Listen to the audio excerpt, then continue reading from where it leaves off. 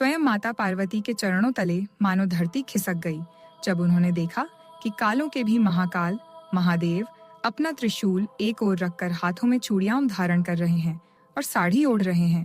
पार्वती जी विस्मित होकर बोली, स्वामी, यह क्या लीला है? आप स्त्री का रूप क्यों धारण कर रहे हैं? महादेव की आंखें करुणा से भरी थीं। उन्होंने शांत स्वर में कहा, गौरी, मेरी एक पुत्री इस समय जीवन और मृत्यु के बीच संघर्ष कर रही है। उसकी माँ बाढ़ में फंसी है और उसे अभी अपनी माँ की आवश्यकता है।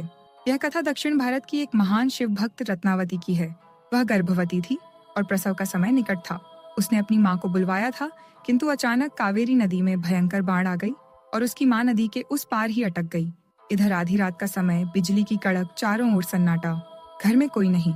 रत्नावती प्रसव वेदना से व्याकुल थी और बार बार पुकार रही थी, हे महादेव, मेरी रक्षा करो। कैलाश पर विराजमान शिव का आसन डोल उठा।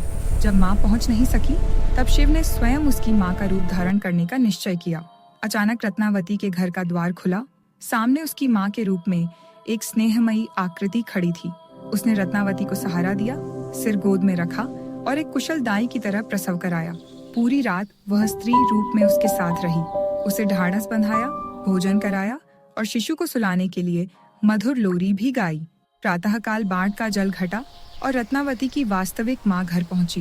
वह रोते हुए बोली, बेटी, मुझे क्षमा कर देना, मैं बाढ़ में फंस गई थी। रत्नावती चकित रह गई। दोनों ने कक्ष में देखा, वहाँ कोई नहीं था। बस मोगरे की सुगंध वातावरण में फैली थी और दीवार पर शिव की धुंधली छाया दिखाई दे रही थी। कहा जाता है कि इस दिव्य घटना की स्मृति में आज भी थायुमानवर स्वामी मंदिर में श्रद्धालु विशेष रूप से प्रार्थना करते हैं। मान्यता है कि गर्भवती महिलाएं सुरक्षित प्रसव की कामना से चूड़ियां और साड़ी अर्पित करती हैं।